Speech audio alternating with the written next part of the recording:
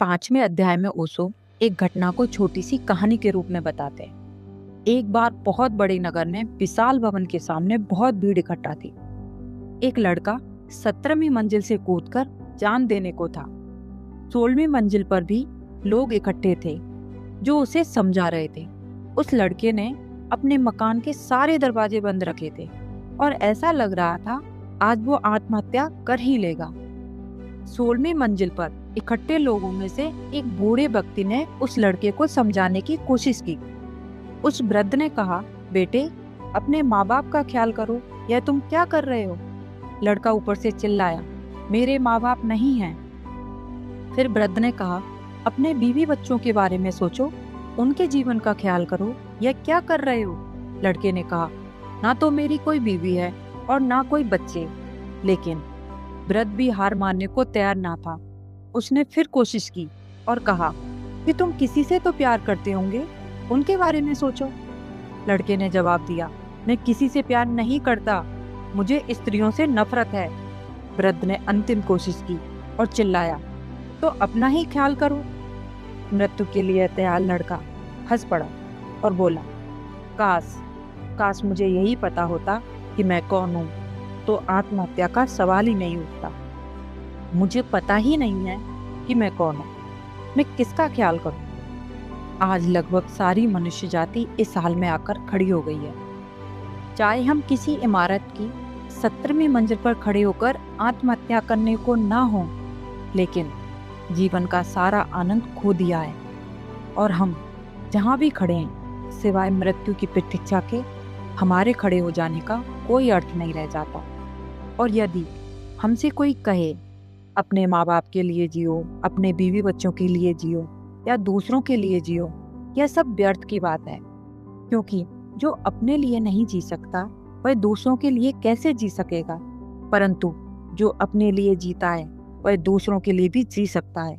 जो अपने भीतर आनंद खोज लेता है वह दूसरों के जीवन में भी आनंद की सुगंध भर पाता है।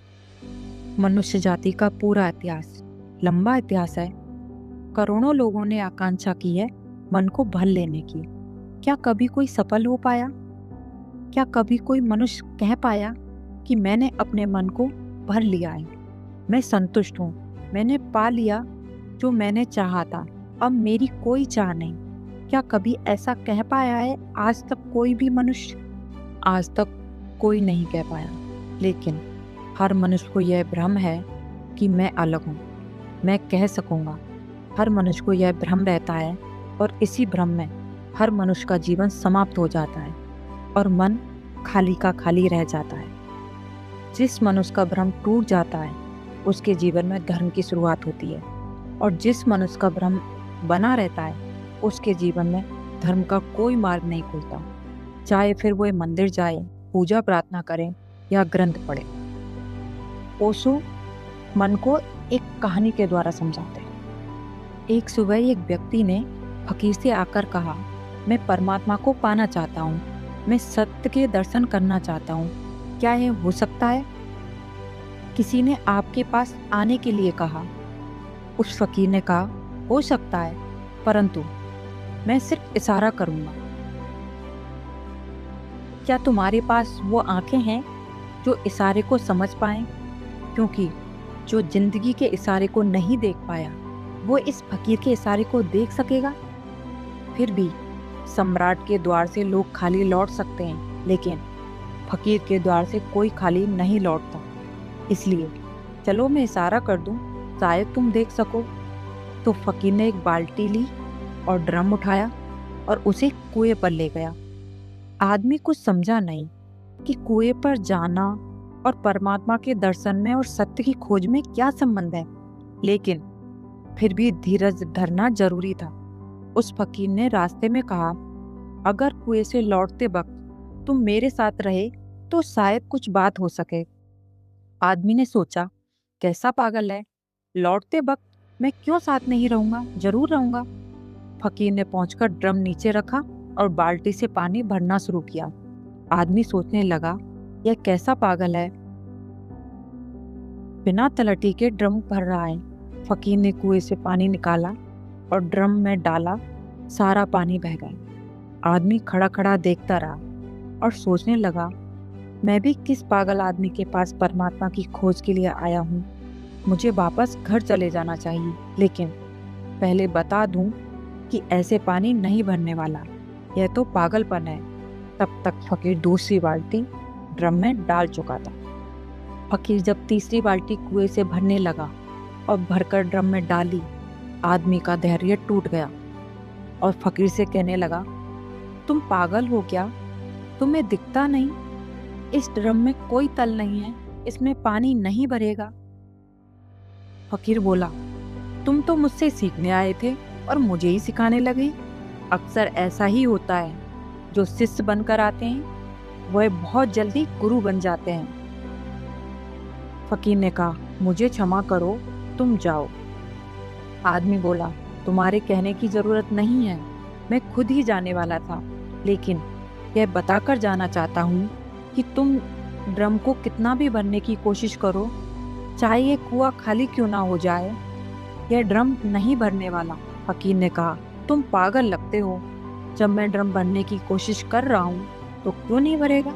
आखिर भरने की कोशिश से ही चीजें बढ़ती हैं। आदमी ने कहा, सिर्फ कोशिश ही काफी नहीं है, यह भी देख लेना चाहिए कि जिसे हम भरने की कोशिश कर रहे हैं वह भरा भी जा सकता है या नहीं।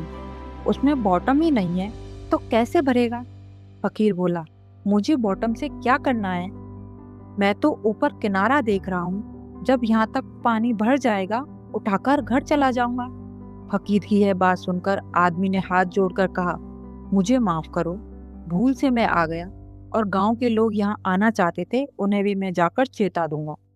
आदमी वापस लौट गया, लेकिन साथ में सोचने लगा, क्या इतनी सीधी बात उस फकीर को दिखाई नहीं पड़ी? जिस ड्रम में पानी भर रहा है उसमें कोई बॉटम नहीं है, उसमें पानी नहीं भरा जा सकता। उसे दिखाई तो जरूर पड़ती होगी। कहीं ऐसा तो नहीं है इस घटना के जरिए मुझसे कुछ कहना चाहता हो? कहीं ऐसा तो नहीं है मैं जल्दी लौट आया, थोड़ा रुककर उसके साथ लौटने में क्या बुराई थी? वह रात को उठा और फकीर के घर पहुंच गया। सोते फकीर को उठाया और कहा, मुझे माफ कर दो, शायद मैंने जल्दी कर दी। आप मुझे कोई शिक्षा देना चाहते थे जो मैं नहीं समझ सका। शायद मैं आपके इशारे को नहीं जान पाया।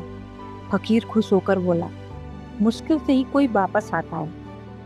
यह तो मेरी रोज की परीक्षा है। जब भी कोई परमात्मा की खोज में आता है मैं इसे कुएं पर ले जाता हूँ। तुम पहले आदमी हो जो वापस लौट आए हो। मैं तुमसे भी यही पूछना चाहता हूँ कि जिस मन को तुम बनना चाहते हो, क्या उसमें कोई बॉटम है? आज हम सब भी बाहरी चीजों को इकट्ठा करने में लगे हैं और सोचते हैं मन भर जाएगा। मन विचारों, भावनाओं, इच्छाओं, वासनाओं का केंद्र है। मन का खालीपन धन भोग से नहीं भरता। ये सब अस्थायी है। मन इसलिए खाली रहता है क्योंकि वह सत्य, प्रेम, शांति चाहता है।